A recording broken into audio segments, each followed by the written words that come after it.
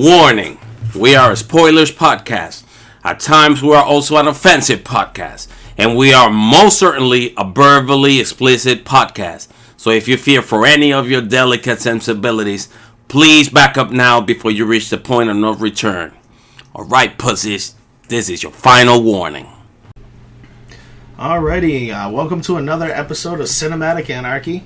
We actually have part 1 of 3 happening today. We're going to be doing the In the Name of the King trilogy. I'm Zeph. I'm also here with Chris. Hey!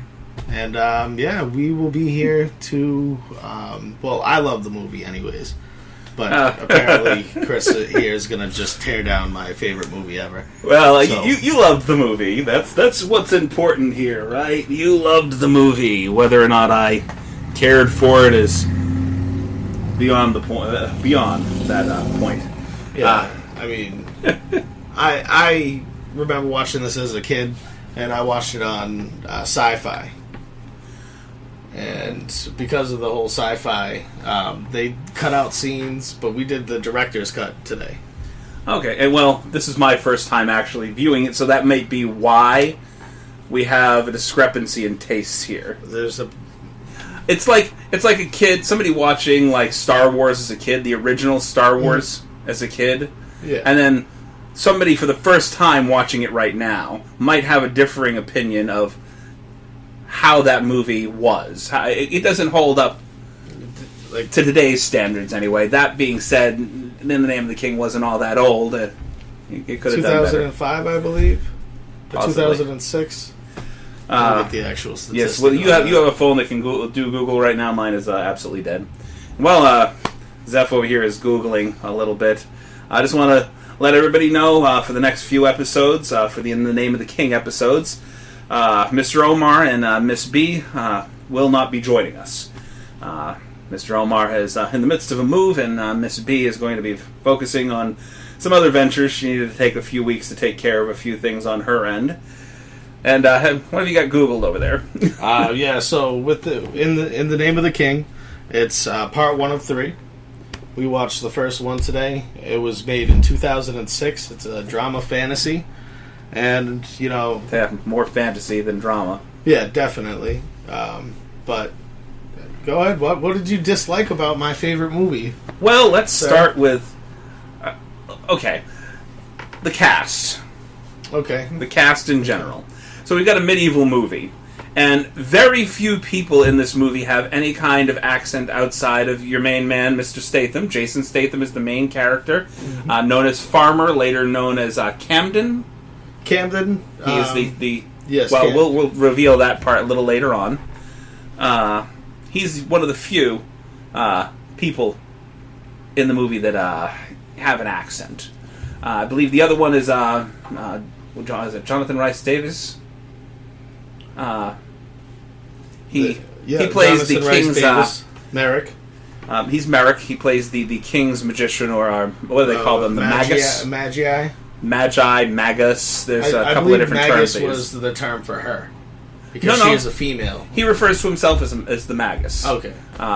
When he finally fights with Gilliam, Ray Liotta's character, at the end, they both refer to each other as magi. We're the last of the magi. Yeah. But he is the king's magus. Okay. We have got a movie heavily populated with people, Americans. Named actors. Don't get me wrong. You have Burt Reynolds, Lily Sobieski. You have many. You have Ron Perlman, for Christ's sakes. Not a single one of them sporting any kind of British accent. You have Statham, who's Australian. He's got his accent going for them, and of course, Mr. Davies. He's got that beautiful accent that carried him through the Lord of the Rings and all the other wonderful stuff. Everything he's ever been in, he's himself. That was just. You've got Matthew Lillard, Burt Reynolds as the king. First of all, do not put the bandit in fucking armor. Just, it made no sense. What do you mean? The bandit. Smokey and the Bandit? Oh, yes, okay. Oh my god, wow. I was thinking the actual movie. I was like, who's the bandit? When was there a bandit? I was like... No, but No, but yeah, there's a lot of named actors in this though, and yeah, they played the parts that they were supposed to. I mean, he's not the main character. So that was like part one of my what the fuck's going on here. So I don't mean to tear apart your movie. No, it's fine. Like, this is what we're here for. I've given you my first what the fuck's going on. You tell me what you loved most about the movie. It was a movie with Jason Statham, and I watched it at like 2:00 in the morning. Like every Friday and Saturday, it was on for some reason on Sci-Fi, like I was saying, and it was just a movie I grew up with.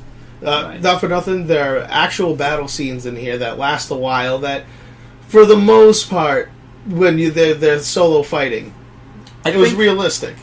I think that some of the fight scenes were trimmed down, so we didn't watch the original In the Name of the King. Mm-hmm. So you obviously got a made-for-TV, trimmed-down version of The Name of the King. We didn't even watch the standard edition of In the Name of the King. We went out and bought the Director's Cut Blu-ray. So everything, all the bells and whistles were slapped back into it. Which their battles were in depth. So there's where I had another problem. This is fantasy. All right, this is fantasy. Imagination. This is like suspend your belief in any kind of reality whatsoever. Suspend your belief in the laws of physics. Suspend your belief in a lot of different things. First of all, main people that they're fighting, the Krug. Yes. Okay, so this is the name for these snarl-toothed pig beasts that in any other movie, if you were watching The Lord of the Rings, if you were playing, no, it is not The Lord of the Rings, and I realize they have to avoid copyright infringement, but they're fucking orcs. They are orcs. Okay, in almost any other sense of the word, they're orcs. So we're watching a movie, and I'm watching these battle scenes, and most of the battle scenes were actually pretty spot on. The sword fighting was pretty fucking good. You see, the archery stuff was really good. Then they started loading these pig beasts into fucking catapults and setting them on fire and shooting them at the opposing party. Because they're mindless beasts. They go off the... Okay. You saw the first catapult shot, right? If I could shoot you into people and use you as a weapon, and you're not going to be injured, and you're now in the middle, and you could fight, I'm going to do that. You saw the first catapult shot. This wasn't a pig beast that got set on fire, that first shot. Yeah, they just shot him in, and like, you're going in there, and he's like, yeah, let's go, yeah. And he hops into the catapult, and they shoot him, and I swear, this dude, in the movie, after being shot from the catapult, had a 30-second hang time. Yeah. Not straight up and into the fray, as you would expect from a catapult, but he got shot straight ahead like he was an arrow. And he levitated for 30 seconds, bowling people down. That was the slingshot. Oh, that was the slingshot. Yeah, they had a slingshot on the trees. Either way. And then he hits a tree at the end, like it was some George of the Jungle spoof. Boom, reload. We got 20 to 1 odds here. We can kill a few of our own guys, our mindless guys. I mean, the bad guy, he's not a good person. He doesn't care. He made himself king of these mindless beasts. It was so ridiculous, though. It was like they took something that could have been like these beasts fighting against the humans, and it took so many ridiculous elements that just kind of mashed together and was like... It was dizzying at some points. I'll give you a lot of the movie was actually pretty spot on. Some of it was good. I was into it. It was great. I watched almost 3 hours worth of this movie with you. But that first fight scene, that slingshot scene... Well, no, that wasn't the first fight scene, though. It built up to that. Okay, so that was the first big battle. Yeah. There was other, like, ambushes and stuff like that, but that was the first big battle between the King's men and Gillian's men. And... Or is it Gilliam? I think. I always called him Gilligan. Gilliam. I want to say it's Gilliam. The Professor and his wife... The movie star. I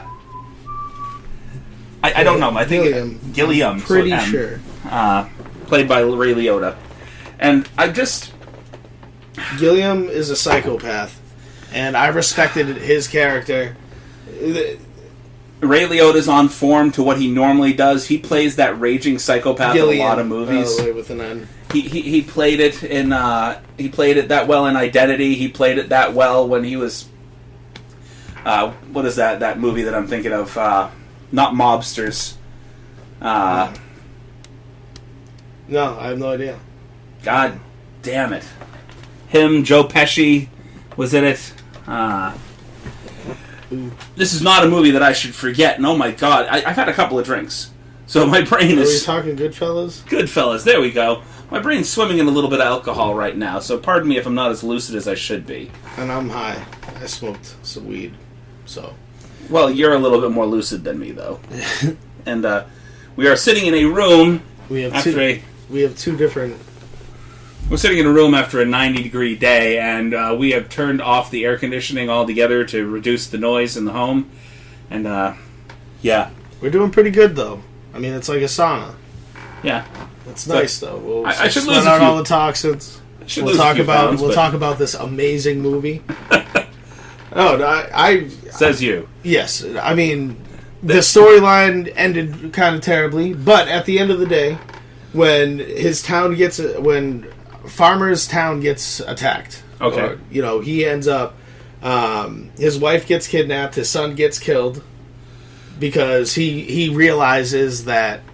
Now, obviously, they can't show murdered children, so he's just, after his son gets killed, he's just hovering over the body with this cringy look on his face. Several things have happened to him. His wife has been kidnapped, his kid has been killed. At some point, his grandparents died. He had other people that died on him in the movie. Jason Statham does not shed a tear at all in this movie. Not once. Not even when his dad dies. Oh. Right? We'll explain that in a minute. Yeah. There's really no emotion. He's all vengeance. He's like I want to say like early Clint Eastwood, just pissed off. All vengeance. Just the king himself shows up in front of them, and he's like, "Oh, like we need every able-bodied man to serve in the king's army." And he's like, "No, like I have to go save my wife. Like fuck you, king. Like who are you to me?" Right. And he goes off on his little side mission.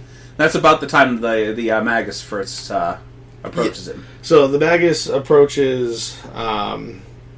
It's Farmer. No. Well, initially when they're talking to Farmer, yeah. But he ends up speaking with fucking Ron Perlman's character. Yes. Okay. Norik. Norik is what he's called. So that he ends up looking at Norik, and he's like, "I know this guy." And he can't put his finger on it, and he approaches him, and he's like, "Hey, like, have we met before?" And he's like, "No." He's like, "I think we met before." And he's like, "Two old guys that think they saw each other from years ago. Who knows?" And just walks away. Okay, now this is my first time watching this movie. We are coming to you, and there's a little ding-dong from my computer. Asking me to update shit. I thought I silenced that crap, but whatever. Okay.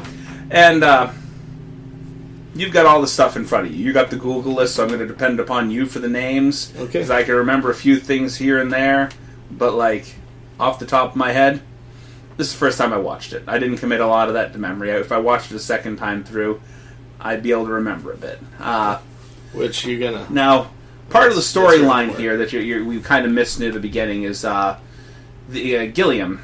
He is having, at this point, a deceptive affair with the King's Magus's daughter, Merrick's daughter, who is played by Lily Sobieski. Fine as she can be. Anyway, Marielle, something. Marielle, and he is, pardon me, coughing. He is slowly. The reason why I say deceptive is he's slowly draining the power from her. Every time he kisses her, he ingests a little bit of her power. You can see that because every time he kisses her, the veins on his face start to bulge and he starts turning colors like he's suffocating every time he kisses her. Mm-hmm. But essentially, he's tapping into his enemy's bloodline. First of all, any scene with Ray Liotta making out with somebody, unnerving. It's a little unnerving. Yeah, but she had some daddy issues. She had some daddy issues. Now, one of the things that I felt like could have made the movie a little bit better, and this is going to sound weird, but I really feel like Jonathan Rhys-Davies and Ray Liotta's roles should have been reversed. I think Ray Liotta should have been the Magus for the King. I get it that he can do the psychopath thing a little bit, but I think Jonathan Rhys-Davies, his voice, has that command that could have made that villain role. If they had switched those roles, I would have been so much... I could actually see... I would have been into the actual movie. Yeah. But you don't want a villain that overpowers the hero. Well, I know, but still, I mean, him and Statham... I guess he's not going to do as much sword fighting with Statham as Ray Liotta was able Unless to. Unless he did the magic, with when they did the magic sword fight. Right. Which I mean, said he didn't do. Powerful voice versus powerful presence. I think that would have matched a little bit. I think they kind of played Liotta's character off as a little too... I don't know, I want to say a little too passive. I mean, in a few meetings, he kind of... could have had the option to off a couple of major characters in this movie and just didn't. But it's all a game of chess. It wasn't a game of chess. It's all a game of chess. You watched the same movie that I did. It was all a game. Life is all a game of chess. It was all a game of the pampered little bitch that was played by Matthew Lillard pushing things. But Gillian, it was his game. It wasn't the... wasn't a well-played game.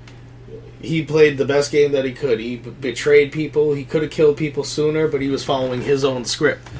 You know, he would have made the pussy prompt, fucking pampered Duke the next king.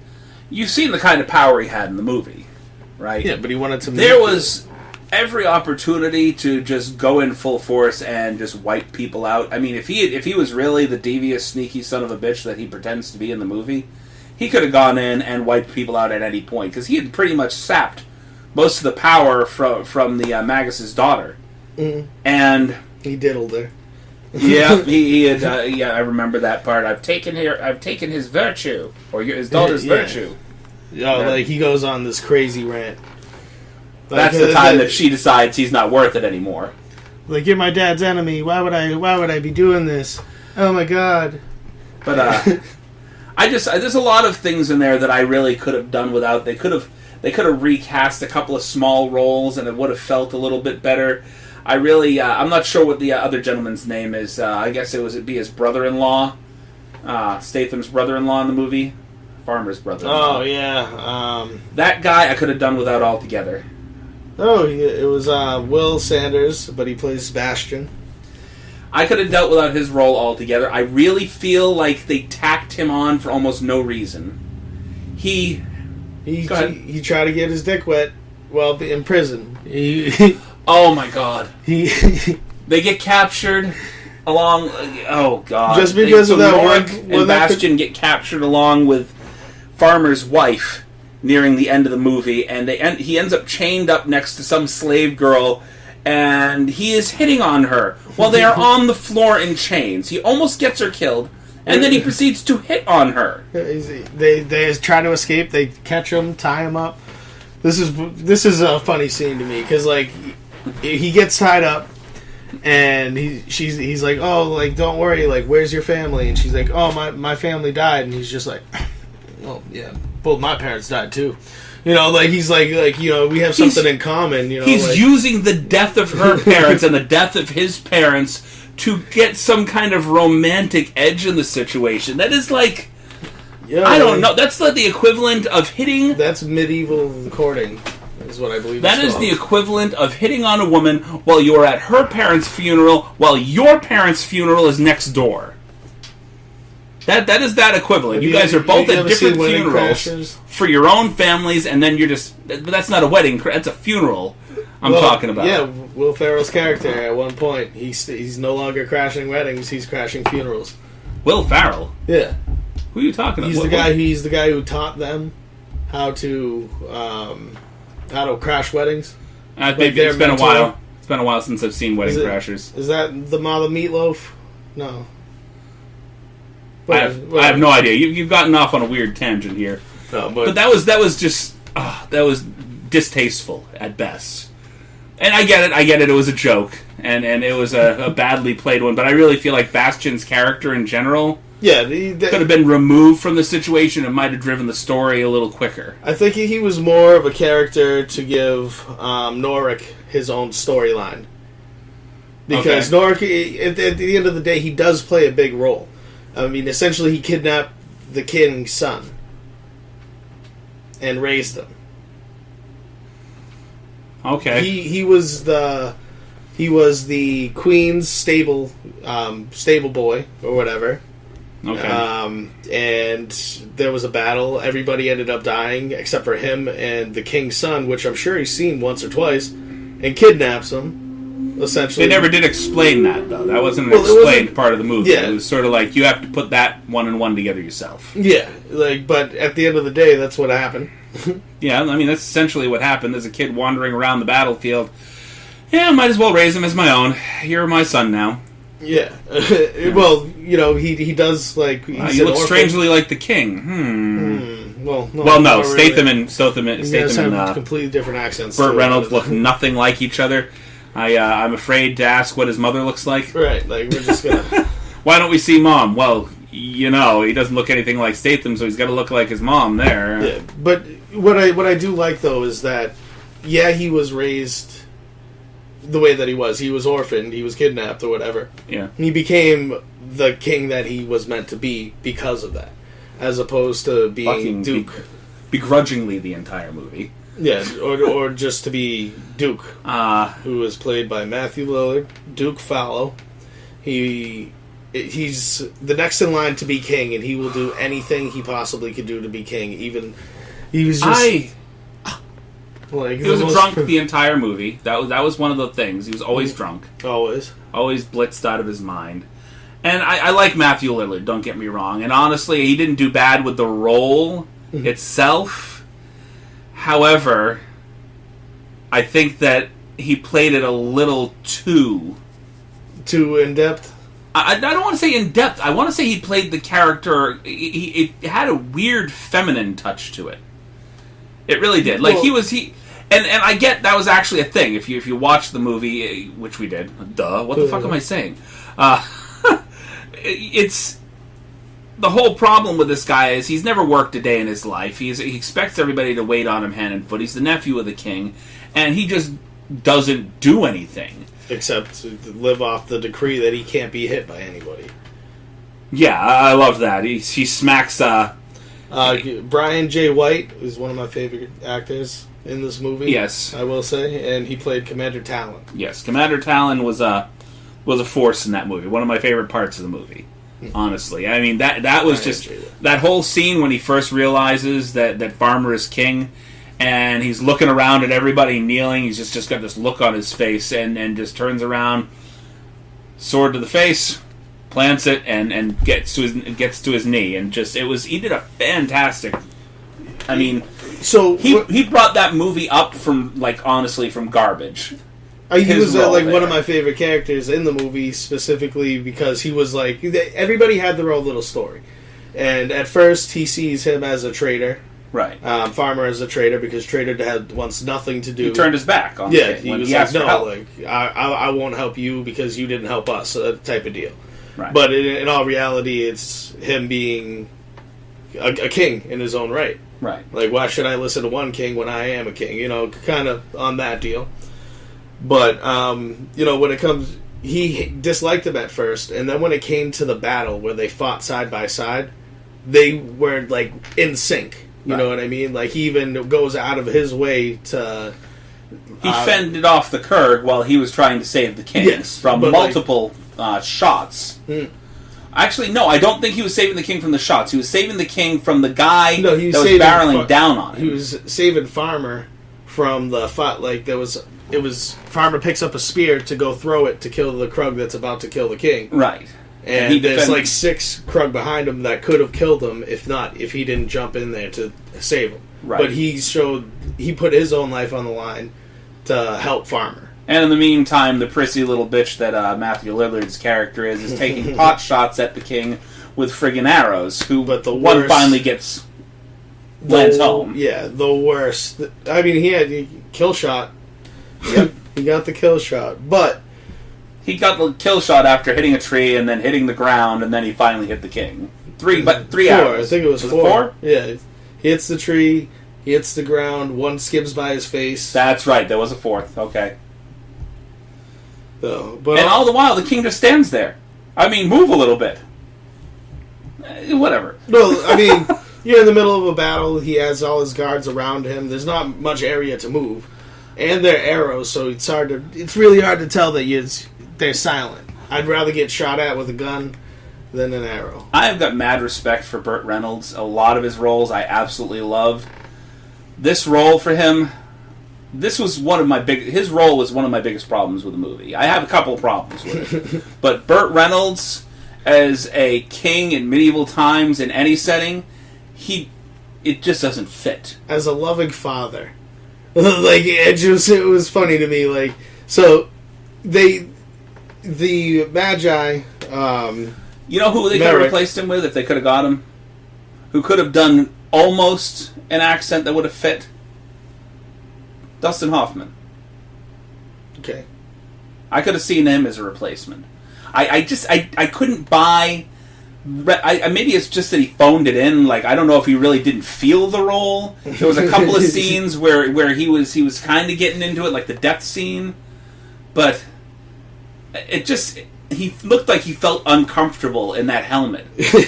That helmet he had on his head, it kind of teetered on his head. It wasn't fully secured, and it looked a little oversized, and he looked like an old man sinking into his armor. Well, the thing is he was old. Right. I mean, like, that might have been the point, but it felt uncomfortable to watch him as the king. It really did. No, when they end up telling him that he is his father, so Merrick comes over and he's like, he felt it in his magic powers, like this is your son, and he puts 2 and 2 together that he has met the guy before, and that this is your son. He survived all those years ago. And he would have died. This, and you didn't tell me that my son survived?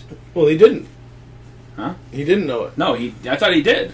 No, it wasn't until he saw him at Stone Ridge that he kind of thought about it. But then he felt like in the shift of power when he was almost dying.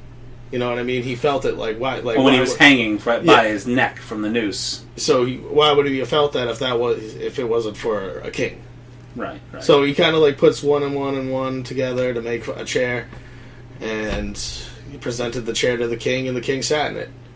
I just don't know if it was the fact that I'm stumbling on my words. I've seen Burt Reynolds do some pretty commanding performances where he gets really into it, and this one it just doesn't feel like he felt much of any of it. Like, it felt like he was like, I need a paycheck. You want me to what? Okay, fine, I'll do it. Oh, I have to be a dad. Great. Now, the most unfair thing that I think happened to this movie was the critics' ratings. It wasn't a great movie. However, having reviewed some pretty fucking awful movies in the past, seeing the IMDb ratings for those movies, seeing the Rotten Tomato ratings for those movies, and knowing how Rotten Tomatoes rated this, and I realize that Rotten Tomatoes, their rating system is an amalgamation of critics' ratings from all different venues and sites. But the overall rating that they gave this movie was, I believe, a 4, if I'm not mistaken. A 4% Rotten Tomatoes rating. And the one that we recently did, Hobgoblins. Yeah, we recently did Hobgoblins. And I believe Hobgoblins, if I'm not mistaken, got an 11%? Yes. An 11% rating. And just real briefly, I do hate to cut you off here, but I want to thank you for all the viewers that we received this week. We got a big bump over on Podcoin, which I'm very happy about. And Podcoin, yes. We beat out Joe Rogan for one of them? So our recent episode, the Hobgoblins episode. Now, we don't have a lot of analytics from the other sites, but the Hobgoblins episode that we did, by the end of this week, it got we were one place over Joe Rogan's podcast, and I'm not trying to call out Mr. Rogan. I love Joe Rogan, but to see our numbers up there with him, it's a goal that I'm glad I hit. In any venue, if we are matching or near Joe Rogan's podcast, that is a boon. Because he's amazing. That makes me very happy. You know what I mean? So I want to thank you all for listening. If you tuned back in because you liked us before, you're beautiful people. Yes, we really do appreciate everything. So the point I was just trying to make was that, well, before we started talking about how well we were doing on Podcorn, was that the ratings that this movie got was a fucking travesty. Because there is no reason that a movie with that kind of star caliber, albeit some of it misplaced, should get such a bad rating. And then Hobgoblins, a movie essentially about a bunch of teenagers wrestling with a Don King toupee that looks like a gremlin, gets 11%. 4%, 11%. It wasn't that bad a movie. I may not have enjoyed all of it. Their budget was $60 million, and they box office $13.1 million. So it was a complete flop. So they put $60 million into this movie. Yeah, it was a long movie. At best, Hobgoblins got like 60,000, maybe 6,000. It probably wasn't even that much. And they tanked. They got back less than a third of what they put into it. Yeah. Like I said, I don't think it was that bad a movie. I obviously had my problems with it. Yeah, we're obviously going to find problems with any movie. But a 4. A 4%. A 4%. What was their IMDb rating? Let me double check on that. Because, 4%, there's got to be some kind of redemption somewhere. That's horrendous. I cry outrage for Mr. Statham on that one. Because it wasn't that bad a movie. I watched Hobgoblins, and it's one of the worst movies ever made. Low budget. Trashy as hell. Give me a moment on the rating. Yeah, okay, I'll give you a moment on the rating. But, 3.2 out of 10. 3.2 out of 10. And I think that Hobgoblins was a bit lower IMDb-wise, if I'm not mistaken. It was like a 2 something. Maybe a 2.2. What is that? Is that Metacritic? That was, 2 and 3, but we'll get into that at another time. Oh, you're looking at other movies. Okay. Yeah. 3.8 out of 10. Oh, so all of these movies tanked, and I've only seen the first one. Well, we have suspicions about why the other two have tanked. Neither of us have watched the other two movies, and we will get to them. That's going to be part 2 and 3 of this particular trilogy, which we'll get to at a later date. Stay tuned, because I'm sure I'm going to have a lot to say about the next one, whose storylines don't even match. No. We went from something that was based loosely in reality, but still solidly enough that you didn't look at it and go, why the fuck did you do that? Mm-hmm. To something that is so... Now someone's summoned from the future. Yeah, it's time-traveling movies, which is far and away just a trashy way to continue this series. Yes. They could have done continuing adventures with Jason Statham, but maybe after the first one tanking so much, they didn't want to bank on him quite as much. I don't know why they didn't pull him for the next 2 movies. I watched it just because he was in it when I was younger. He was like my hero at the time. I like maybe Jason I'm a little biased. Maybe I'm a little biased. I've seen a lot of movies with him in it. I like Jason Statham. I think he was good for the Fast and the Furious series.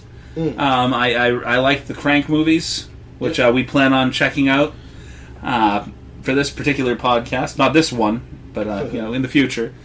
I love the Transporter series. The Bank Job was a good movie. Mm-hmm. He's got a lot of good movies. It's the main problem is that he does the same thing that a lot of people in his action-oriented field do. You have good movies and you have movies that just bomb. Yeah, he fought with a sword, and Chris was not happy about that. I think that Jason Statham's better with his fists. He doesn't need to sword fight. That was just my opinion. And that was just the last scene.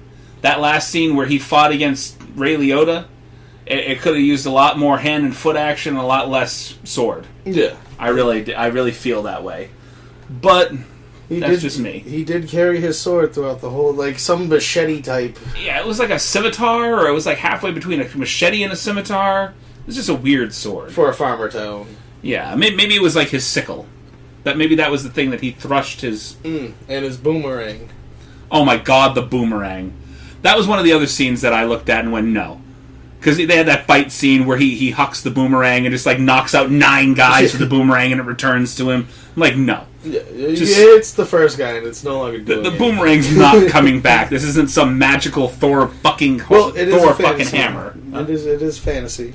Thor of fucking hammer. See, this is me. This is me with a little bit too much to drink. I have the words in my head. They fall out in the wrong order. Don't even worry about it. I'm enjoying this. Thor's hammer returns to him. Yeah. Boomerangs don't. And boomerangs do return back just the to fact you, that they gave after they hit something. Just the fact that they gave the one Australian fucker in the movie a boomerang, he should have been insulted by. I'm just saying. No, but initially, fucking do what? He does have the Throw boomerang a boomerang. to scare away crows. That's what he has it for. So that they don't eat his crops. First of all, movie did not take place in Australia. I'm almost 90% certain that movie did not take place in Australia. Yeah, I'm pretty sure it didn't either. So, at best... Hip hip huzzah! Hip hip! Hip hip huzzah! No, that Matthew Lillard scene just... But that was also, like, just the madness that, like, overtook his life and, you know... Matthew Lillard was so weird in this movie. But I like the way that he played the role, like, especially when, like, it comes to the point where now, like, he's like, I'm king, and then he's like, yes, you guys have to listen to me, and, like, he's the only one cheering. He imagined it in his head that everybody was gonna be like, yes, yes, you're my king, and it just didn't happen the way that he's envisioned it his whole entire life, and, like, you could just see him be crushed. I think Matthew Lillard, of all people, though, I think if I'm not mistaken, he's done it in the past. He has the ability to incorporate an accent. He could have had a little bit more of an accent in the movie. Hip hip huzzah. Several of these people could have taken just a little bit of accent training and it would have made the movie so much better. If everybody could have gone almost on the same accent train and not had, like, 8 different people with 8 different accents throughout the movie. All of them with blue eyes. There was a lot of fucking blue eyes in the movie. Oh, and we keep forgetting about Farmer's wife, Claire, I want to say Forlani? Forlani, okay. And mind you, one of my favorite actresses, and I've seen her in a few movies that I absolutely loved. I believe Antitrust was one of them. She was in Mallrats, for Christ's sakes. I mean, I love Kevin Smith. Early Kevin Smith, fantastic, and she was great in Mallrats. But this movie... The one thing that got me, ultimately, the kill shot was hers. When she kills him at the end, she stabs him in the back. Gilliam, she stabs him in the back, and ultimately that kill shot was hers. Yes, Statham finished him off, but it would not have happened if it wasn't for her kill shot. Yes, but. You know, like he's like, what are you fighting for? The revenge of a father, the revenge of a king, the revenge of a farmer, and it's like you're forgetting the revenge of a mother, and she stabs him in the back. I like that. No, it's the father, the son, or the king, and then no, you forget the revenge of the mother, and she stabs him in the back.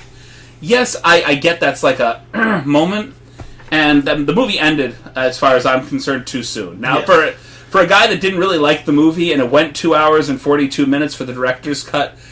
I felt that they should have had some kind of hero's welcome scene or king's welcome scene at the end. They could have even played it through the credits. Well, let's say that they knew that they were going to make a second one. Well, I mean, even if they knew they were going to make a second one... The next one could start at that scene. Like, there's plenty of movies that are, like, extendedly long that they just cut out. To do that, they're going to have In the Name of the King... 4 with Jason Statham to be able to do that, and I doubt that's ever going to happen. Like, these two better be prequels. Based off of how badly they bombed and the fact that since then he's gone on to become like a megastar. Like, who doesn't know fucking Jason Statham right now? He's more of a household name than Seagal is at this point. And Seagal was a household name for a long time. Yeah, he's still. Did I lose you for a minute there? No, I'm looking. Intensely staring at your phone screen there? Yeah, no, I'm just looking at different movies that he's been in. He's been in a lot.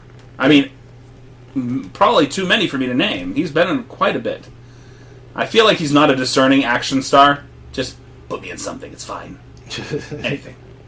He's typecasted. Not for this particular movie, but...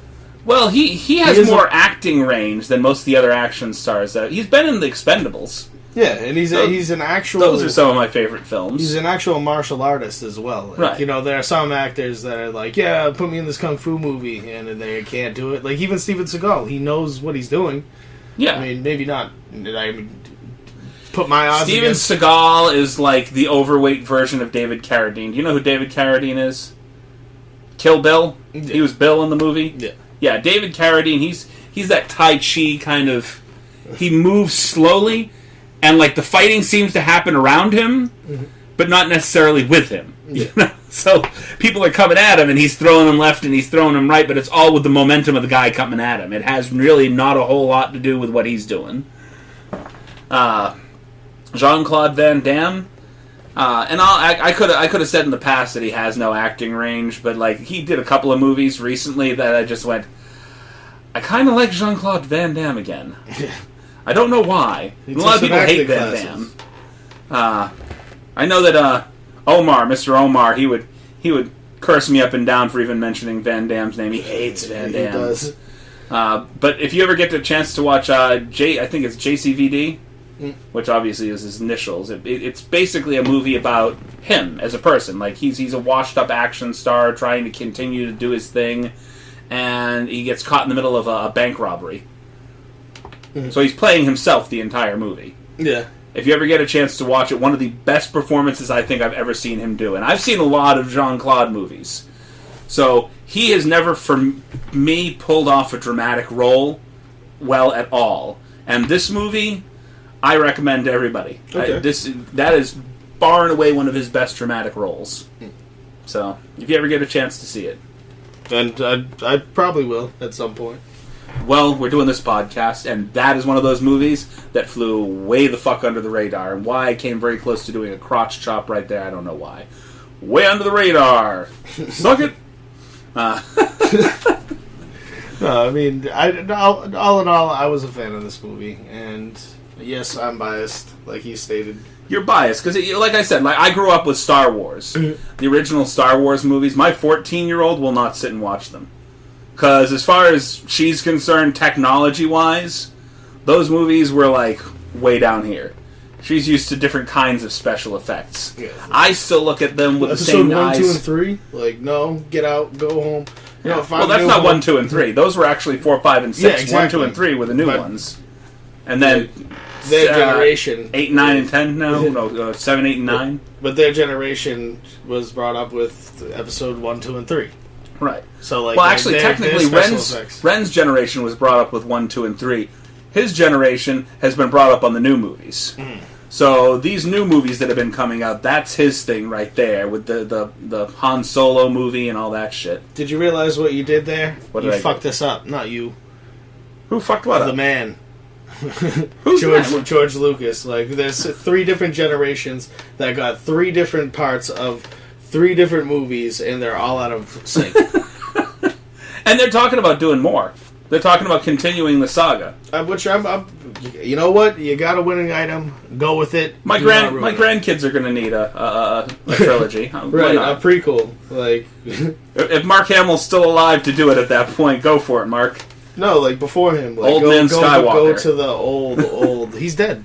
Right? He died. Yeah. You didn't know? Yeah, I didn't know that. You didn't watch the new ones? What? Not Mark Hamill. Not Mark Hamill himself, but Skywalker dies. Yeah. Much dead. But Obi-Wan came back in the movies, the original ones. Yeah. As a Force ghost. Well, those guys that have the Force within them, they come back as ghosts. I don't know why. It's only through self-sacrifice. I don't remember how it really it's like a Sixth Sense movie. I see dead people everywhere. Luke, put your clothes on. That's... Old creepy Obi-Wan Kenobi just, like, popping in while he's banging his sister. Never once in the movie has this entire thing, 9 movies, 3 separate trilogies, never once has anybody walked up to Luke and gone, "You fucking made out with your sister." I don't think Han would. Han was too embarrassed to be like, He didn't find out that this was his sister, Leia's your sister, and he's not just rubbing his mouth with fucking sub. Oh God, what? No. Well, I knew I loved her. Like, oh yeah. Right, it's like watching Romeo and Juliet all over again. No. At least it didn't go that far, Yeah. Not. Just, okay. You're getting locked in the glass cage. No, please don't. No, but I like how when Christopher J. White, he murders... Well, no, he let him go at first, so he let, let's see, what was White's, it was Commander what? Or Colonel? Commander Talon. So Commander Talon is having a fight with Lillard's character. I could be wrong. I could be. I believe you're right. No, the Commander Talon. He's having a fight with the nephew, and they're going at it. And he finally gets him on the ground and is about to do away with him when he hears the announcement that the king is dead. The king is dead, and Matthew Lillard gets up in his drunk, foppish way, and he's like, "You can't kill me. You're honor bound." And you can't kill the king. And he pulls his sword back, and Lillard calls him a coward. Yeah, like he's so pissed he wanted nothing more than to kill him. And that's where the hip hip huzzah comes in. Lillard gets up and he's like, "Long live the king!" Nobody's with him. And like you can see like how the madness that he's going through right there, for the simple fact that he's like, oh. Like, yes, like, this is... I've been waiting my whole life for this moment. A moment like this. And he's trying to get everybody to go along with him. Hip, hip, huzzah! Hip, hip, huzzah! And nobody's saying anything. Right. Like, not a single person. But he's still, like, ranting. And either way, he hits the sword out of Talon's hand. Like, you get out of here. Like, you can't kill me, blah, blah, blah, blah. And Merrick... I got a cough going on here. Merrick shows up. Well, he didn't hit the sword out of... no, he taps the sword and he says, put that down, put it away. Yeah. So he, Merrick comes over and he's like, yeah, the king is dead. He was murdered by his own nephew, the Duke Fallon. And pretty much... He didn't find out there was a new king. Talon went nuts and he just comes up behind him and slits his throat with his sword. Yeah, but even before he found out that there was a new king. But once he found out that he was the one who initially did the deed. Like, it wasn't like one of the Krug got him. It was his own nephew. Right, it was his own nephew. Because they were concentrating on the other creature that was trying to kill the king. They didn't see the kill shot. Yeah. So nobody knew who killed the king. They just know he got killed. And... yeah, so Matthew Lillard slit throat. That was actually pretty good. I mean, pretty good... throat slit. It was the blood in decent amount of blood. When there was blood, like, it was accurate. Right. I mean, there wasn't a whole lot of blood in that movie for all the killing that was there. But there was some mud wrestling throughout the movie, which was uncomfortable to watch. Commander Talon gets the scars on his face from the battle, like there were injuries. Well, they actually, if you paid attention to that fight scene, Commander Talon, he has a scar on his right cheek. I thought it was on the opposite side. It's possible it was the left cheek. Maybe I'm getting it inverted because I was watching it. Yeah. But you're right. It was the left cheek. So he has a scar on his left cheek. You find out during that fight scene with Lillard that the commander got that cut when they were kids, and he cut it, and Lillard cut him. And and he's bragging about it. He's bragging about it. I'm going to kill you the same way I could have killed you back then. When it's in the decree by the king that he cannot be touched without the king's order. Right. So, well, that's the thing, is that you can't hit him without the king's order, but he can hit you. So if he cut you, it's not like you couldn't have defended yourself. Yeah, But at this point, this is a battle for blood, and when they lock swords before the king is dead, he's like, "This will be your last battle, like ever. Like, I'm gonna kill you." And I'm glad he got the kill shot. Yeah, I think that he deserved the kill shot. I don't think that though Lily, there, Muriel. She would have been good if she had gotten the kill shot. We're forgetting some important characters throughout the movie that I looked at and groaned at. The tree women led by Christina Loken. Now, what were their names? Because I never got names for them. There was just this crouching tiger, hidden dragon mixture with George of the fucking jungle swinging through the trees in this one forest that everybody's like, don't go in there and people don't come out of here. Which is obviously because these women are like fucking Poison Ivy from Batman. They seem to control the vines that they're on. These vines that crawl all over the ground that just string these guys up and kill them. And there were several people that got killed in that manner in the movie. Mm-hmm. Do they have a name for it? I'm trying to figure it out. It's Christina Loken that played the lead girl. I'm not sure who the other girls were. They were unrecognizable and none of them spoke. Yeah, they I don't see any of their names here. Okay, so at this point they're just jungle women. They're just jungle women. Yeah, they're Amazonian type women. Yeah, we hate men. I want to say that it felt like outfits that might have been held over from the Xena Warrior Princess TV show. Like some of the characters wore stuff like that in the show, but that was just weird. And I say weird a lot. I've said it a lot during this episode, but this movie in general just had so many odd, just unfathomably incomprehensible moments. So there was one point towards the beginning, they're chasing after the Krug to see if his wife is still there, and he has like a duffel bag, a very well put together duffel bag that he's running around with, and I'm like, hey, don't really think that they had duffel bags back then. Not like that. There was a lot of things that they didn't have that this movie had. I think I caught a watch at one point on somebody's arm. Oh, really? Yeah. We're going to have to... I had to backtrack through that. I think so. It might have been a weird piece of jewelry, but it looked like a watch. Don't believe me, Joe's watch. I mean, there was a lot of, I guess, historical inaccuracies, but they didn't really tell you at what time this was supposed to have taken place, in what country this was supposed to have taken place. You get that it's the Kingdom of Ebb. Yeah, EHB. But outside of that, there's not a lot of explanation as to where this is, where it's taking place. Hell, it looked like one of the scenes, was it Christwind? Yeah. That looked like a scene from Lord of the Rings, like just snatched right from that movie. I feel like this was like someone's answer to Lord of the Rings. I'm not gonna lie. You think they were trying to do a Lord of the Rings thing and ended up as a trilogy, and they were just like, wow, this was garbage. Well, they had the first one. It wasn't even supposed to be a trilogy because they made it to Mordor in the first one. Right. They made it to Mordor in this one. I mean, it's like if the Lord of the Rings was a love story. Because he's going after his wife. And then we cut out a bunch of main characters like Legolas, and it's just Aragorn. Right. Just Aragorn. That's Aragorn and Gandalf. Well, you had Legolas. That was Nurek. Well, how about the Asians in the tree? Noric. The Asians in the tree? I don't know. The Asians all looked like Kato Kaelin to me. No, not Kato. What am I thinking of? I'm thinking of the Green Hornet, the little guy that's always around with him. No, I don't know his name, but I know. I don't think Kato Kaelin. I think that was definitely the wrong. Maybe his name was Kato. Possible.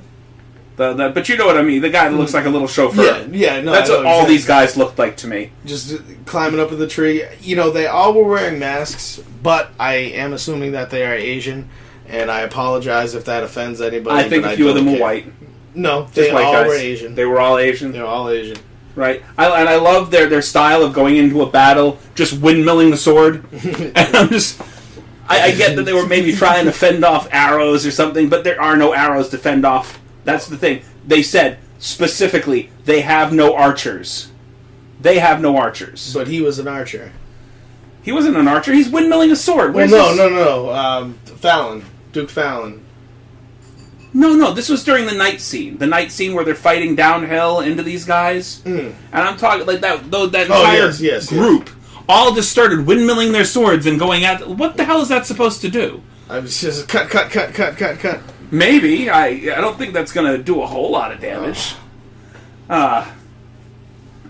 Metacritic gave it 15%. 15%.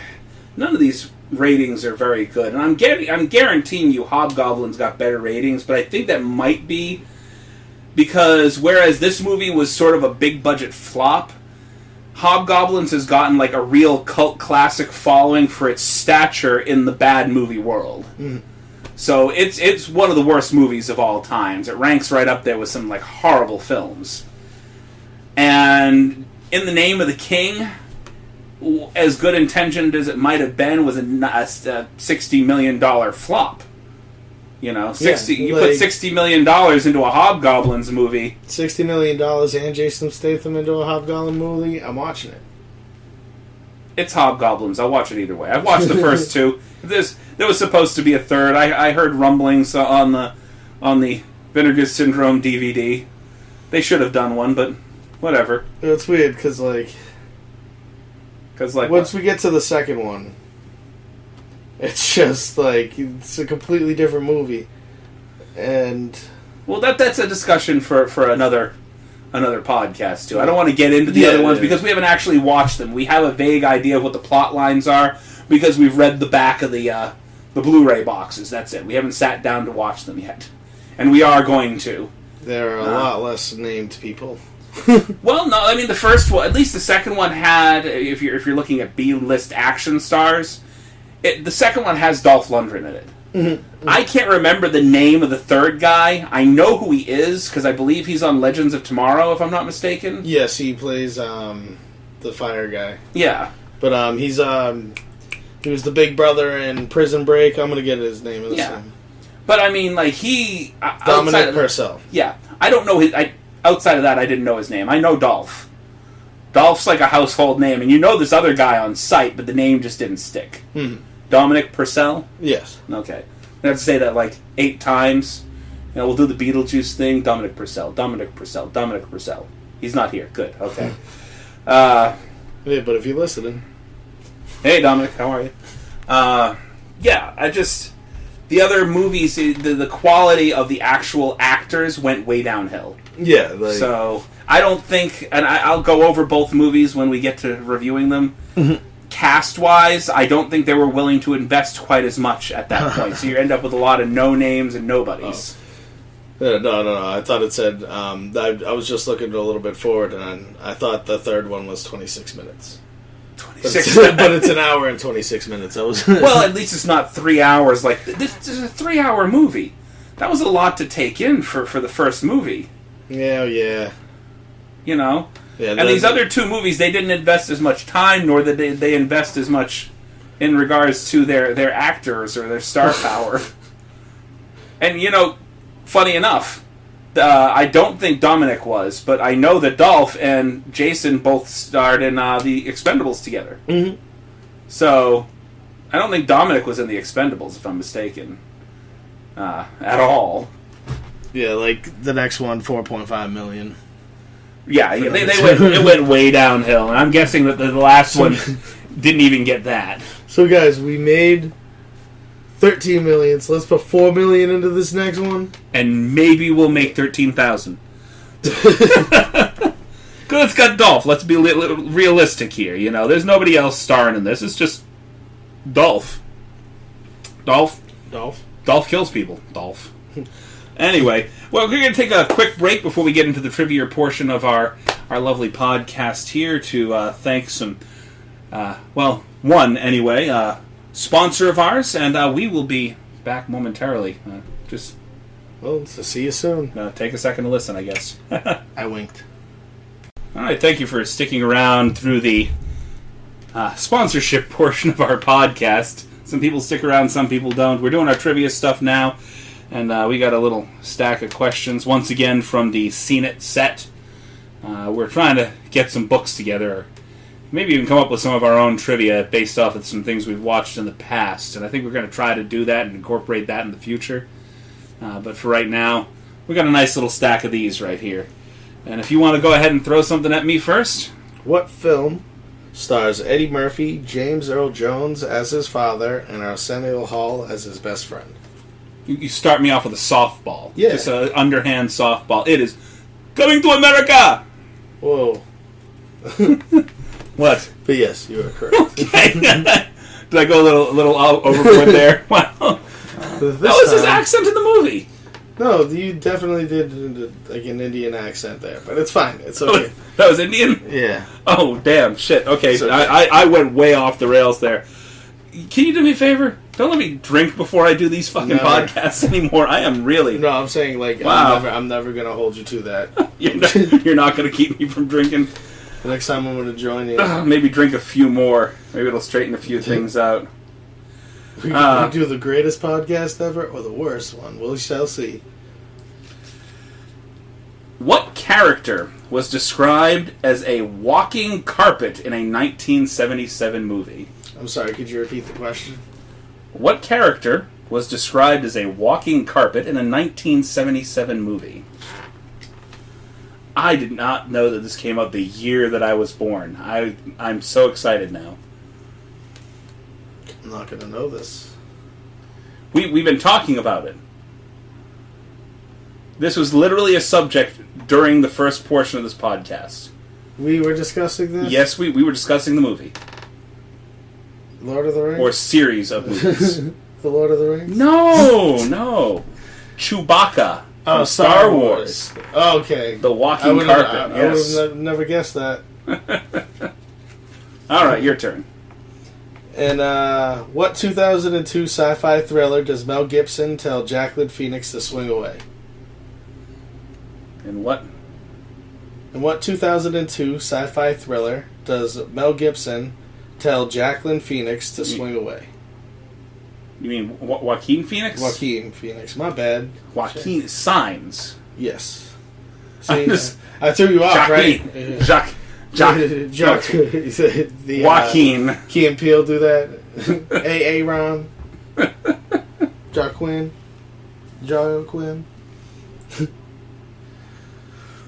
Okay. You may not get this one. Let's go ahead and check it out, though.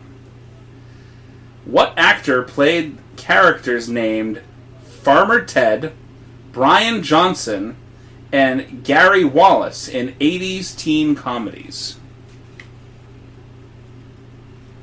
See, I was born in the 90s. A couple of these you might actually recognize. I'm trying to figure out the Farmer Ted one. I might have to look that up after this, but I know the other two movies. I have no idea. It was Anthony Michael Hall. So Brian Johnson was the geeky kid in The Breakfast Club. Okay. And Gary Wallace was the equally geeky kid in Weird Science. Gary. Yeah. I don't know who the fuck Farmer Ted is. Farmer Ted? You don't know Farmer Ted? No, I don't know Farmer Ted. Do you know Farmer Ted? I'm going to have to go look that one up. That one was a little over my head, but go ahead.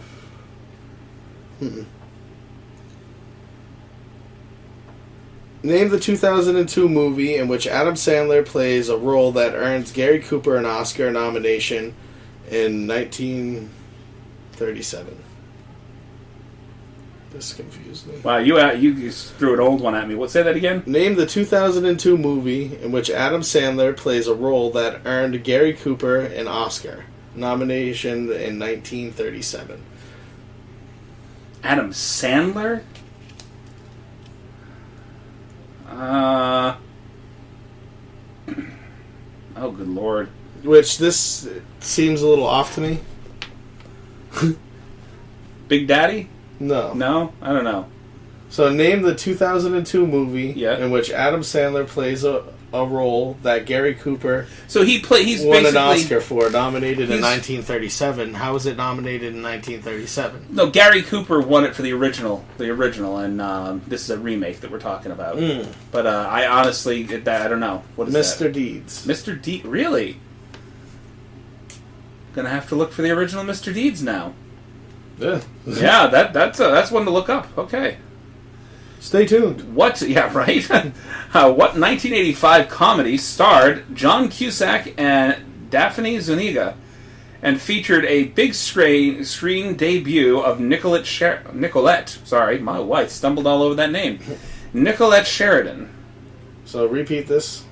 What 1985 comedy starred John Cusack and Daphne Zuniga and featured the big screen debut of Nicolette Sheridan? I have no idea. Oh, no, I've seen this. Okay. The Sure Thing. See, I haven't seen that. Fantastic. Okay. Yeah, I need to start asking those questions for you, and you need to start asking these questions, like my questions. Okay, I'll try to find some things that are a little more... Okay. Go ahead. What actor takes a big bite of the Big Kahuna Burger, washes it down with a tasty beverage, and quotes the Bible in one murderous scene in 1994 movie? So what actor takes a bite of a Big Kahuna Burger, washes it down with a tasty beverage, and quotes the Bible in one murderous scene from a 1994 movie? Oh, boy. You should know this. I should. But, damn it. Motherfucker. That Samuel L. Jackson, are we talking... Yeah, that's right. We're talking Pulp Fiction. Yes. Jeez, thank you. That's all you had to say. Motherfucker. Like, this is like right on the tip of my tongue, and I'm like, okay, got it. Name the cute little mogwai that unwittingly spawned Stripe and all of his mischievous cohorts in the 1984 horror film The Gremlins. So,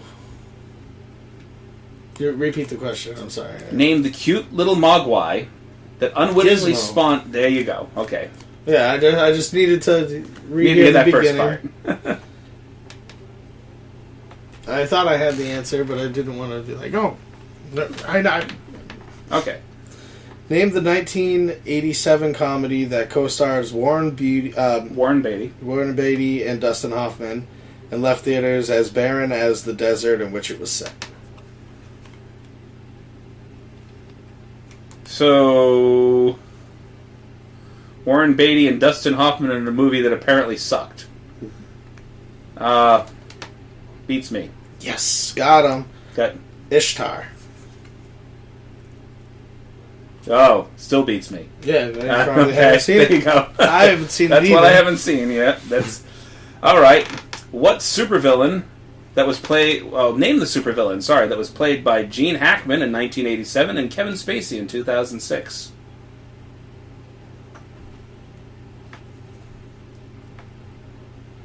That's an obvious one. Yeah, wow, that's like dead silence, yeah. You look at the screen right here and see the dead silence that caused. Yeah, but like I started thinking Batman for a second, and I was like, no, it's not Batman. It's the opposite. I need to purchase cricket sound effects just to put it in there. Yes. I'm telling you. Just yes, Lex Luthor. You are correct. I was like, villains. I got this one. Villains, and then you took a long pause there. Maybe the heat of this room. Willie Nelson and Jessica Simpson star in what 2005 adaptation with the tagline "Cousins, Outlaws, Thrillbillies"? That would be the adaptation of Dukes of Hazzard. No, the Dukes of Hazzard. We're gonna be spiteful over the word "the." Yeah. You're making fun of my little cricket. Now, can you name the guys that played Bo and Luke Duke? Sean Astin Scott and Ashton Kutcher. Johnny Knoxville. Yeah, I was getting there. Ashton Kutcher. And what role did Willie play? Uncle Jesse. Uncle Jesse. And of course, Jessica Simpson was? The hottest woman I knew at that point in time in my life. And when I say knew, I didn't know her. Okay. Daisy Duke. Yes. Well, yeah, and you can go ahead and roll your tongue back up. All right. What movie involves out-of-work movie actors, Mexican banditos, and a plethora of piñatas? Once Upon a Time in Mexico? Think older. Oh. You see, you're fucking me up. Just a little bit older, yeah. They're like 80s movie. You see, you gotta get out of the 80s. You should know this one. I'm gonna be sad for you if you don't know this one. I really am. I don't know it, not offhand. The Three Amigos. See? I wasn't allowed to watch that. Why were you not allowed to watch that? Outside of that one line, there was that one line. I was making an excuse. So I'm going to fill you so full of lead, you're going to be able to use your dick as a pencil. That's why I wasn't allowed to watch it, probably. It's possible. Okay. Your turn. Ease his pain is whispered in the wind in what 1989 spiritual crowd pleaser? Say that again? Ease his pain, quotations, is whispered in the wind in what 1989 spiritual crowd pleaser? Spiritual movies. You're shooting so far left field of what I'm able to do. No, you know this. I'm going to say Field of Dreams. Yes. I was right? Field of Dreams? Yes. That's right. It's the whole thing. Build it and he will come and ease his pain. And the field's constantly whispering weird shit to him throughout the entire movie. I think we need to move. Honey, the grass is talking to me. Can we... I'm done now. It's not the grass we're smoking. Told me to build a baseball field. I built a baseball field. Now I have no idea why I built a baseball field. Is that Jackie Robinson? Oh, we are officially growing some serious pot out here. A few mushrooms. All right, what 1997 Jim Carrey movie has the tagline? Has the line? I didn't even get to finish. It is Liar Liar. Has the tagline "Trust me."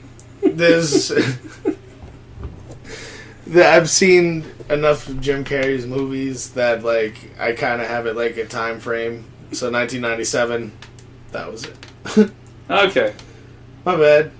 But, I'm psychic. Sure. Let's go with that. You're psychic. Name the 1991 caper comedy that Bruce Willis co-wrote and starred in. Hudson Hawk. Sir, yes, sir. Have you ever got to see that movie? No. Oh my God, you have to. Man, it's sporting for the entire movie. It's my reason for almost 5 years worth of cappuccino addictions. Yeah. That movie was my reasoning. I had never experienced cappuccino before, and his obsession through the entire movie about getting a perfect cappuccino was my whole reason for... I need to get a perfect cappuccino in my life. Yes, that movie got me addicted to cappuccinos for the longest time. Subliminal messaging, maybe? Name the 1988 comedy with the tagline, "Only their mother can tell them apart." Parent Trap? No, definitely not Disney. Okay. So go on with that once again. Name the 1988 comedy with the tagline, "Only their mother can tell them apart." Now, in this particular movie, now you're thinking you were kind of on the right track. Yes. Oh, there you go. You just named Twins. It. Yeah, with Arnold Schwarzenegger. Arnold Schwarzenegger and Danny DeVito. You're like, I'm thinking Twins, and then I just stopped. Yeah, you got it. There you go. Well, it's the name of the fucking movie, so that's all we have to do there. Yeah, but that's why I went with Parent Trap. All right, so I've seen both adaptations of that because I'm cool. I've seen both adaptations of that, and I feel disappointed in myself. So, what comedy involves hypnosis, a red swing line stapler, and a case of the Mondays? Office Space. Sir, yes, sir. Have you seen my stapler? Excuse me, sir. Have you seen my stapler? Please give me my stapler. Yes. Oh my God, that was a fantastic movie. Oh, the guy, they destroy the printer at the end. Oh yeah, that whole they do that to What You Want by Beastie Boys. They're just beating the shit out of the stapler. Oh yeah, fantastic movie. And the guy named Michael Bolton. I like Michael Bolton in that movie. But, that being beside the point, name the actor who co-wrote his breakout hit, "The 40-Year-Old Virgin." Steve Carell. Right on the nose. I'm giving you a couple of. Maybe some easy. I'm giving you full. Yeah, I don't want to do what we did the last time.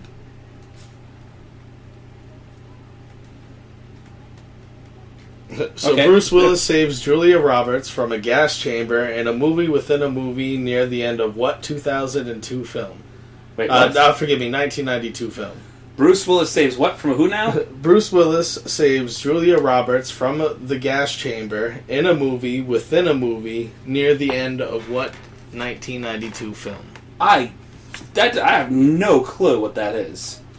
That's weird. So I'll say it one more time. You don't have to tell me one more time, because I don't know. This is because I feel like I said it weird, but it's just the way that it's said. No, you don't need to say it one more time. You just need to tell me. The player. The player. I don't know if I've seen that, actually. That may be why I didn't recognize that particular setup, but Bruce Willis and Julia Roberts together, that garners a watch, even if it is a movie in a movie. But that's a movie in a movie. So, like... It's a movie within the movie. So they could be going to the movies and that's what's playing. Right. Now, I'm going to have to go watch. I'm going to have to watch the players specifically to be able to see what the fuck was going on. Okay. What famous movie features Ben Stiller as Mr. Furious, Janine Garofalo as the bowler, and Paul Rubens as the spleen? The Mystery Men. Yes. Which was actually a movie we talked about in one of our earlier episodes. Did we watch that together? I don't think... No, we didn't actually watch it together, but I've seen it. Like, I've seen it many times. One of my favorite bad movies of all time. Alright, we're gonna have to pick a day that we just, like, sit aside and, like, watch some bad movies that aren't for the podcast. Right, and I was saying, like, I gotta introduce you to some bad movies that you haven't seen, and you've gotta introduce me to some classics that you've seen that I haven't. Well, I've clearly shown you one today, In the Name of the King. That's a classic something. Well, no, that's something you've never seen before. You know? I had never seen that before. That I wouldn't rank that against amongst the classics, but... Right, but even so. And you're going to have to watch On Borrowed Time. That one's a good one. But I feel like they should remake that, and they can do great things with it. So, if you're listening and you want to remake a movie, On Borrowed Time. On Borrowed Time? Yes. Remake On Borrowed Time. Yeah. Okay. Well, like, will you want to do it? Because I'm down. What, we want to remake it? Yeah. I'll watch it. I don't know if... we're in the black. We're in the black, or should we say, is it the red? We haven't gotten quite out of the red with the podcast yet, so we're in the red. We're not remaking anything. Is blood. We can remake it starring solely my dog who's passed out on the floor at our feet. Well, there's a dog in the movie. It's your turn. I'm sorry. I was gonna say all we need is a tree, a dog, a little boy, and it's Haverhill. We can just pull one right off the street. No.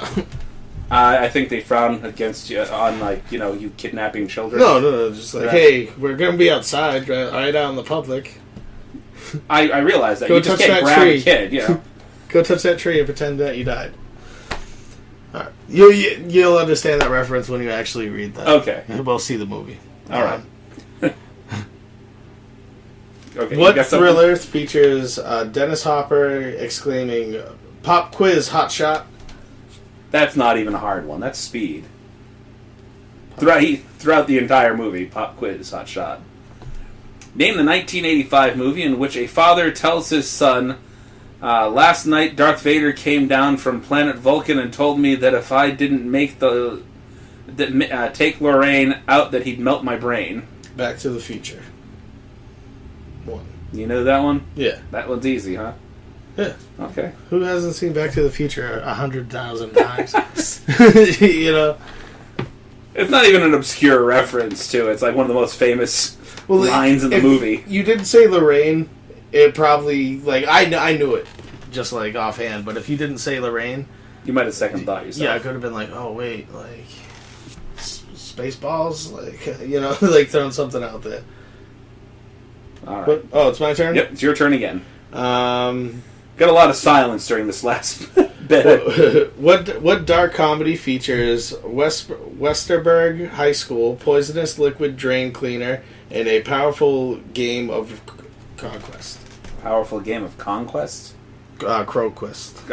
Croquet. I believe, croquet. Croquet. You had trouble. I had to say it about 5 times, but you got croquet out. Okay. Yeah. And that is the movie Heathers, another one of my favorite dark comedies from the 80s. Flew right under the radars, was not one of the most popular films, but it spawned such fantastic lines like Swatch Dogs and Cokeheads and Fuck Me Gently with a Chainsaw.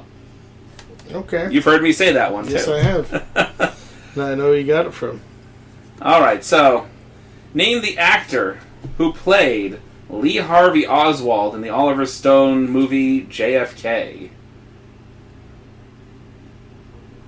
I thought you had the classics. You're just... What is this? What is the... It's the actor who played Lee Harvey Oswald in JFK. No idea. No I didn't idea. watch JFK. One of my favorite character actors of all time, Gary Oldman. I friggin' it was on my list of things to watch, and I never got around to it. Well, you definitely should. I mean, it's a fantastic movie. I don't like fake news. You don't like fake news? No. Okay. No, just fake news. Fake news.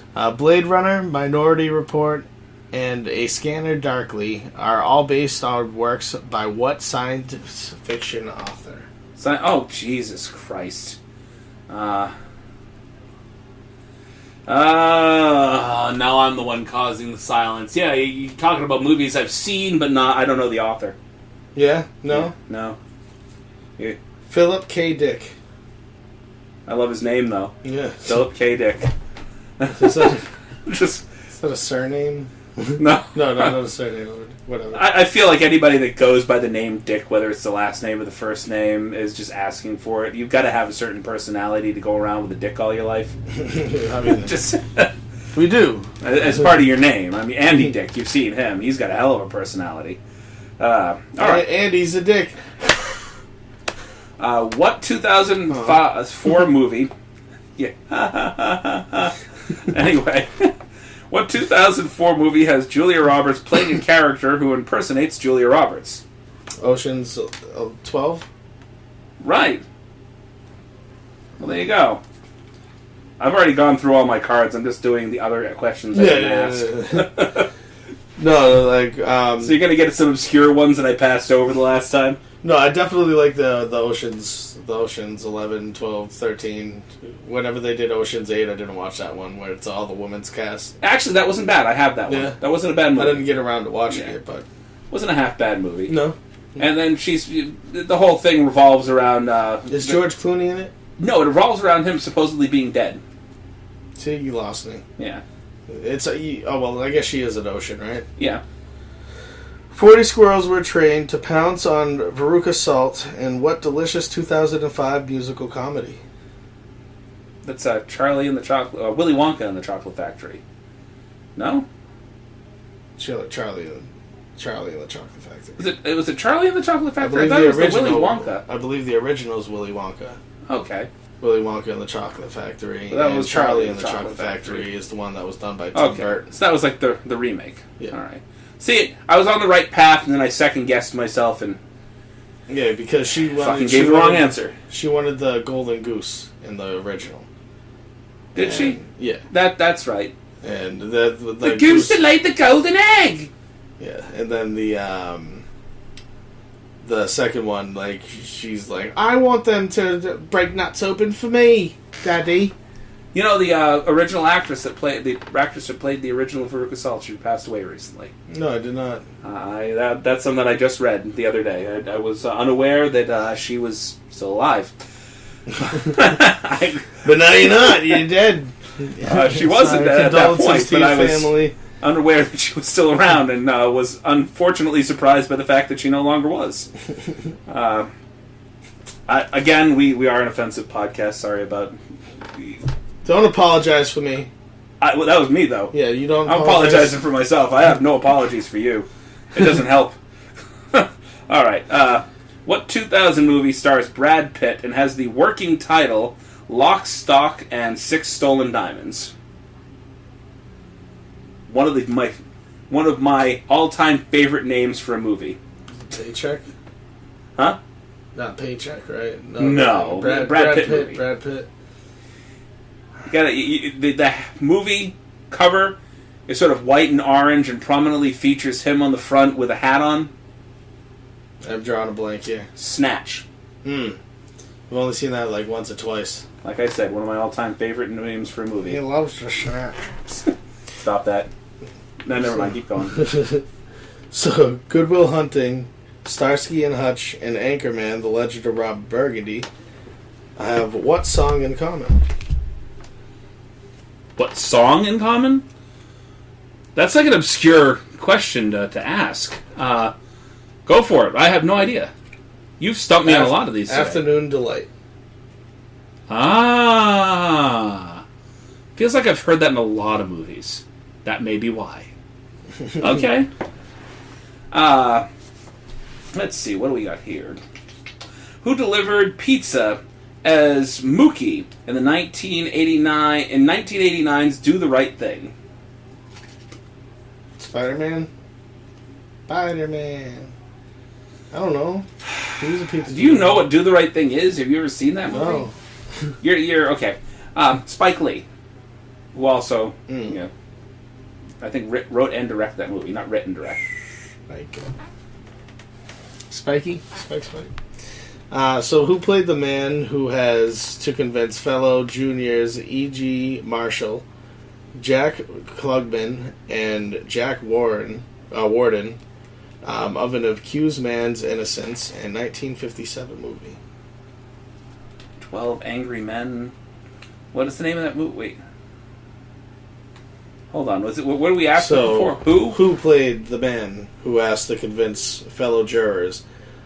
Oh, good Lord. I have no idea. You had the movie correct. And I understand that. 1957, I know Jack Klugman. I know the actors' names, but I don't know who the lead guy was for that. Henry Fonda. Ah, well, I know Henry Fonda. I was unaware that Henry Fonda was that guy, but now I know. Now you know. Yeah, just got to remember, which I'm also very bad with. What type of wine was despised by Paul Giamatti's wine snob character in Sideways? I'm sorry, you're going to have to repeat that question because I was looking at your Rick and Morty cereal. Yeah, so Rick and Morty and the Lucio O's up there. Mm-hmm. My bad. Anyway, can you repeat that question for me? What type of wine was despised by Paul Giamatti's character in the Paul Giamatti's wine snob character in Sideways? Cabernet. No. Want to try again? Merlot. Correct. I know my wines. You know your wines. I don't know that movie. I know the movie. I just know my wines. Have you ever seen that movie? No. Oh, you definitely should watch that movie. No, but I definitely just know my...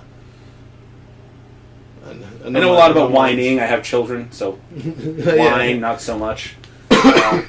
I think that might be where we want to tie that up for the day anyway.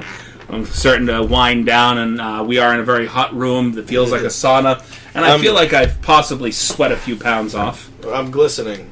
Yeah, you're glowing, sir.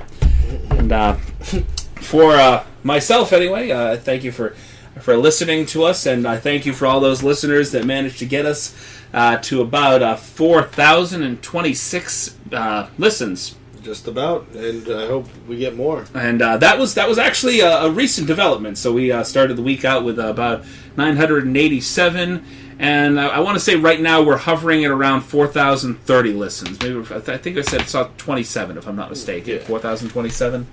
And that was a fantastic leap. We, in the past week, almost quadrupled the amount of people that we had listening to us, and we want to thank our sponsor for a majority of that. So right now, the main sponsor we have for this podcast is Podcoin, which our good friend Seth over here sings about. Podcoin. Yes, he sings about it frequently. Everybody listen to Podcoin. And sometimes he doesn't stop. We ask him, but he doesn't. Which is fine. That's why we keep him around. I do what I want. Right.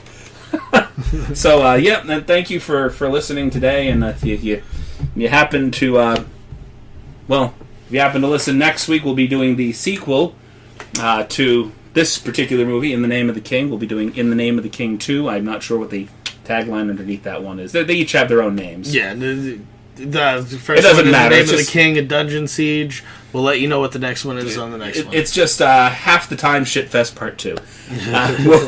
We'll see. I actually haven't seen the movie. I can't pass judgment on it right this second. Yeah, next week we'll both won't be biased about the movie. I'll let you know. As sad as it sounds, it seems to have gotten higher Rotten Tomatoes scores than the original. So the $4 million one got higher Rotten Tomatoes scores than the $60 million one. So that's worth trying to figure out. Yeah, we'll let you know.